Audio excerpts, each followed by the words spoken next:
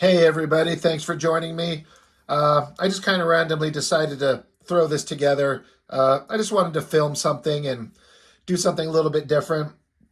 I review all these books, I talk about the artwork, and I critique them and go over what I think is good and bad and, give it my opinion everywhere. If I'm going to do that, I need to put out my own crap out there and show that I do draw. I am not that great. I'm clearly not good enough to be a working professional, but I like to make comics. I take it seriously. I produce a lot of work. Um, I guess that's kind of subjective. I am working on a He-Man fan comic. I have gone over this before. I have 4 books printed that are available, and each one of them it's a thick book. Let me grab them. I've shown these before, but these are my fan comics, my outlaw, not legal, not authorized fan comics of He-Man, Masters End. That's book 1 there. Book 2, 3, and then 4 is the most recent one. This is my original proof copy that I got. I really like this because, it's the first time I got one that was like, hey, this is what's going to look like. And this one is all me, top to bottom, front to back, everything in here. My brother helped me with big chunks in these. It's still my story and my concept, but this one was kind of starting a new chapter of the story. It's all me in here, and I've gone over, there's a video where I go through this page by page.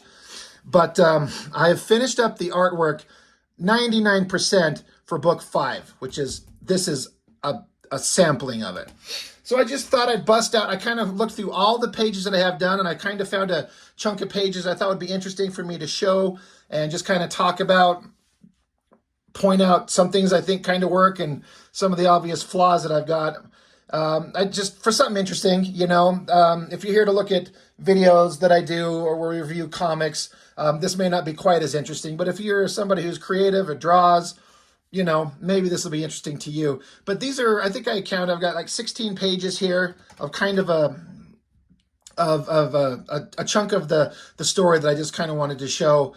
I just thought it was an interesting thing to start with here. The premise, if you're familiar with the He-Man concept, there's several different iterations, the comics, movies, different animated shows. The only version that I'm interested in and that I base these characters on are the 80s cartoon, the Filmation stuff. That's the only one I ever watched. That's the only one I care about.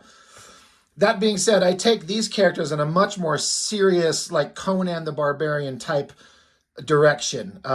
There's death, there's violence, there's consequences, there's a little sex, all stuff that's not in a kid's cartoon. It's all stuff that I want to see. I grew up with the cartoon and the characters that way. This is a story of what I would like to see happen with the characters. And again, the only versions of the characters that I give a shit about are the ones from that Filmation 80s cartoon that I grew up with. So that's kind of what these guys are based on.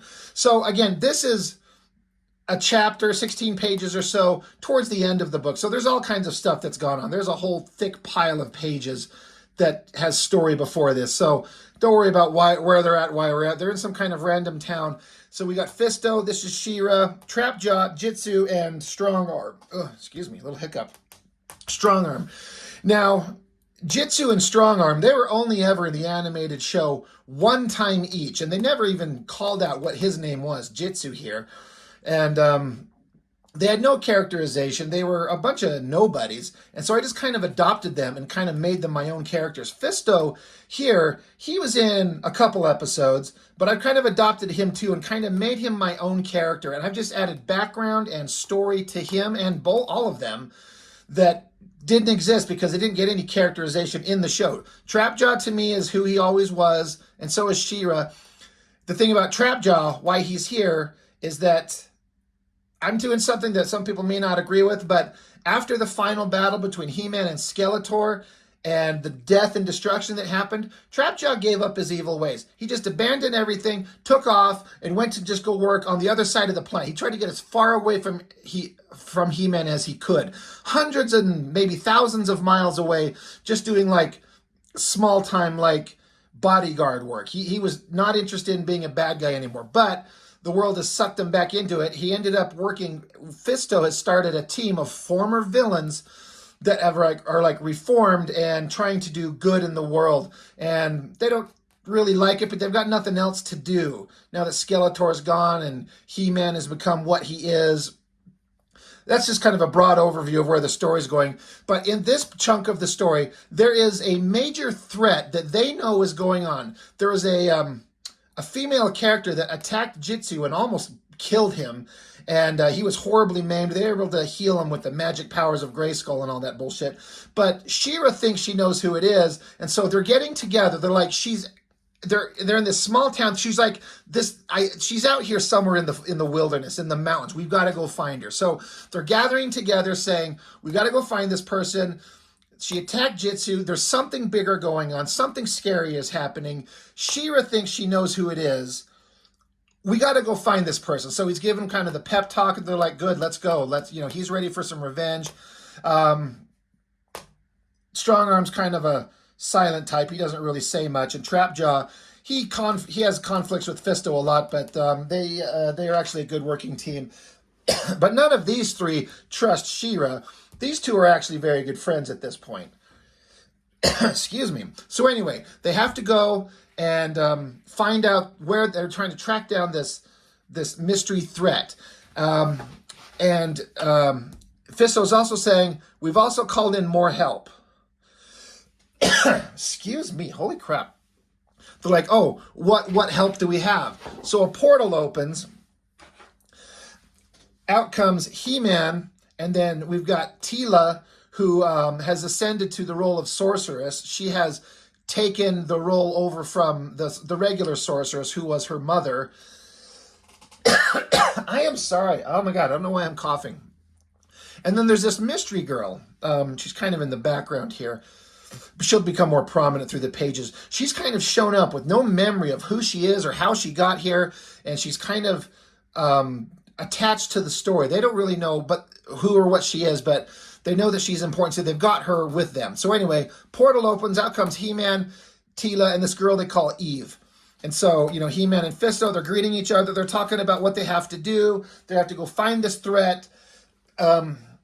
Sorceress Teela's like, She-Ra, you sure you know what is going on? She's like, no, I'm not sure of anything, but I think I know where it's at. I can sense it. We got to go find him. So let's go. So before they go, Teela stops off with Jitsu, and this is related to some of the story that came up in previous pages. But she basically gives him, it's like a blob of liquid metal that gloms onto his hand here, and it's a shiny metal thing. Because the character, the toy, and all the iterations of him, he has like some kind of big gauntlet on his hand, kind of like Fisto. But in the cartoon, he didn't have any kind of like gauntlet. He just had a flesh hand, but it was like super giant, mutant, stupid, oversized hand. And I'm not going to draw that. That looks ridiculous. So I just have him as like a Asian martial artist who's really badass with his hands. And this is my way of giving him kind of a weapon gifted to him from the Sorceress of Grayskull. It's a liquid metal that forms on his hand. So it kind of gives him something similar to what the toys and other variations of the character look like, where he's got something on his hand. But she explains that the liquid metal can form into different kinds of shapes. He just has to learn to mentally control. It's just kind of like a power upgrade for him. Something I wanted to throw in there for future use. So the team of characters, again, we got the mystery character Eve, Teela, who's the sorceress, He-Man, She-Ra, Fisto, Trapjaw, Jitsu, and Strongarm. They're like, okay, let's go. So they start trudging out through the forest. They're sensing that they're getting close. They're talking to each other. Suddenly a bright flash in the sky. And we've already seen previously, I'm kind of getting ahead of myself. This character's already revealed themselves in previous pages, but this is, now they know who it is. It's Shadow Weaver, a major villain from She-Ra's book, the animated series of She-Ra, like an evil witch character. She's the one starting some shit, and now that they know, they were out to find her. But so she appears to them in a big magic portal, tells them that they've made a great big mistake. They don't know what's coming. There's some horrible shit coming. Suddenly the ground erupts under them. Boom. They all lose their footing. Some loud rumbling, destruction. So then we see in the distance, you have to forgive me, I haven't quite finished this page. I haven't drawn in the borders. But these are giant, monstrous creatures from the He-Man animated show. This is Colossor, Bakul, the Spirit of Evil, and Mulcrum. These were one-offs in each episode they were in. You see them one time, you never see them again. But to me, they were the most interesting monsters. They seemed extremely powerful, extremely scary, especially Mulcrum here. Everyone was afraid of him. And so Shadow Weaver has like brought them together, resurrected them, brought them into the battle. And these are all of these three are like giant monstrous creatures. Well, he was never, the Spirit of Evil was only like human sized, but I have scaled him up.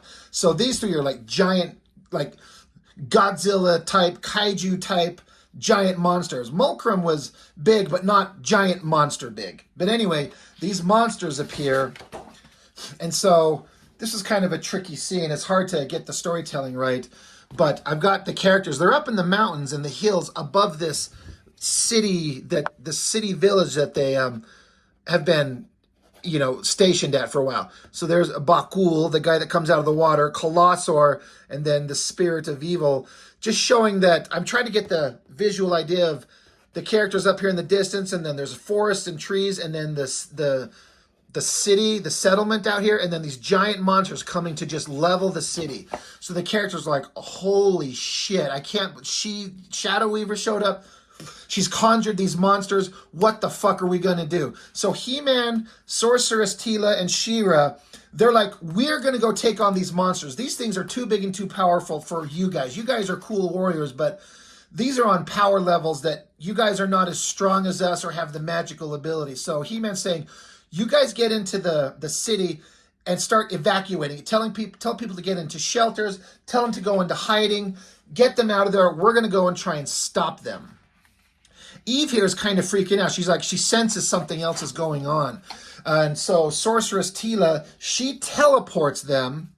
I drew this and I did some ink wash. I do this here on occasion to show that she's like reaching her hand out and creating a teleportation to transport them to the city while, He-Man and She were getting ready to kind of head off. And then once these guys are teleported away and Eve is like reaching her hand out, she's like, wait, something else is going on. There's more to this. But they're not listening and they're just like getting ready to like get tough and get ready for the action. This is like end of a chapter. It's like a chapter break.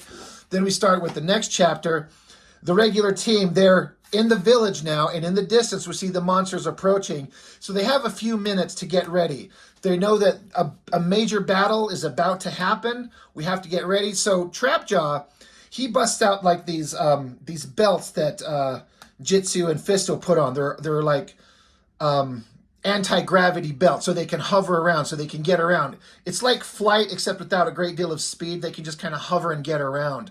So they strap them on just for ease of being able to get this job done. They got to like start getting people to safety.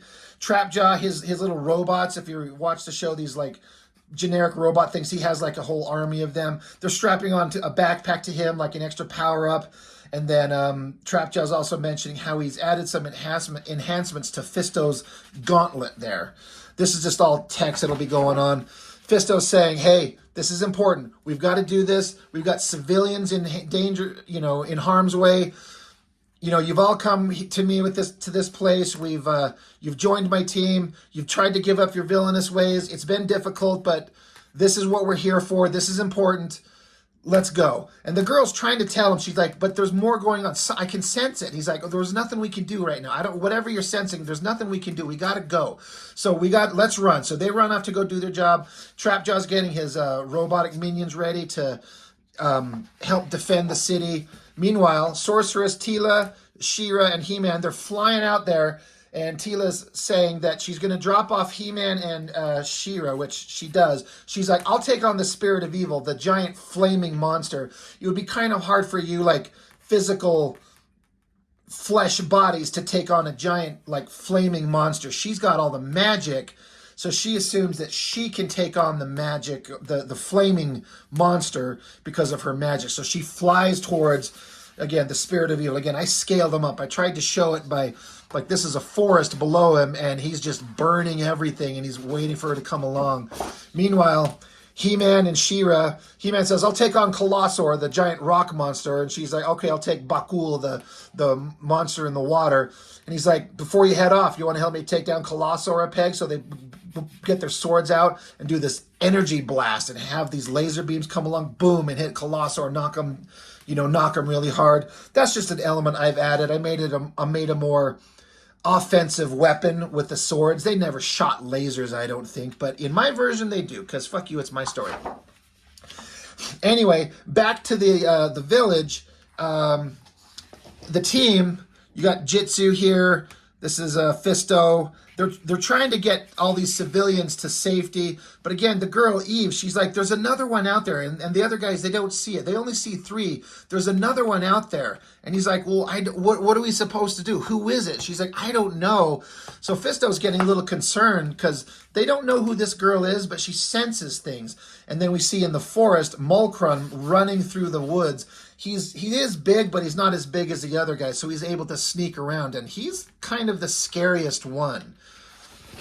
Anyway, we cut to a scene of He-Man is leaping into the air, attacking Colossor. She-Ra's standing here at the waterfront where Bakul is coming out of the water, and then you've got the Spirit of Evil. He's like throwing his flames down, burning trees, approaching the village down here. I got it in frame.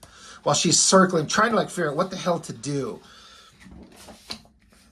And we see the flames have reached part of the village, the city. You got Fisto here, and he's like telling everyone to run, get away from the flames. Like he's freaking out. He's like, everyone run, run, run. Cut back to She-Ra. She's standing in front of that monster and telling him, pleading with him to stop, but he just throws his hand down. Giant monster hand. It's coming at her. She's covered in shadow. She's like, holy shit.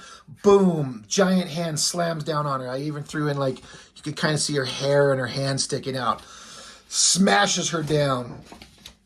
But then we see a sword pop up.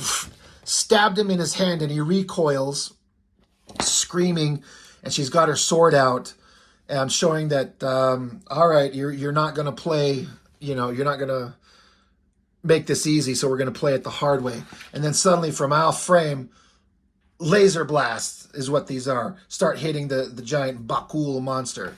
And that's it's clearly not the end of the story, because I have all of these pages of story that continue on to the end. But that's just a little sampling of the story that I've got, the characters, where they're at, what they're doing, the action and the fighting, and just showing that, again, for better or worse, this is my artwork. This is what I do. I do all these videos. I talk about my favorite artists, Jim Lee and Todd McFarlane. I rip on Liefeld's new work, but I love his old work. Even then, it's still weird. So who am I to have an opinion on the artwork besides just a generic comic book fan? Well, I do draw. I do attempt to do the same thing, tell action, adventure, superhero, or sci-fi fantasy stories and tell it in black and white paper. I love doing this, so I just thought that I'd show off some of my own stuff. Just because. Why not? So anyway, that's all I've got. That's just a sampling of my stuff. Like I said, I do have the previous works, in case anyone is interested. Books 1, 2, and 3 that explain how and why a lot of the characters get to where they are. And then book 4, this kind of takes the story off into a new direction and focuses on some of the side characters, which is exactly what we're looking at here. So 1, 2, and 3 are kind of the He-Man focused stories. Books 4, 5, and 6 that I will be working on next will wrap up the main story with some of these characters. And I think I've got some really interesting stuff coming up. I'm really excited to do it, and I can't wait until these are all done and people can read them and tell me they suck, which is fine if you think they do. But I'm kind of proud of the work I've done. I find it fun, and I feel like it's the best thing I've ever created. And I'm happy that I've done it. and I want people to see it. I think I've got something kind of interesting, and having adopted some of these characters and made them my own and given them characterization and backstory that's new, that's not in any other official canon of the characters. I think I've come up with something interesting. Anyway, I guess that's enough for now. Um, Ask me any questions. Tell me I suck. Tell me I showed you anything that maybe looked interesting. I would love to hear anything. But I guess that's all I've got for now. So thank you for watching, and I will see you on the next one.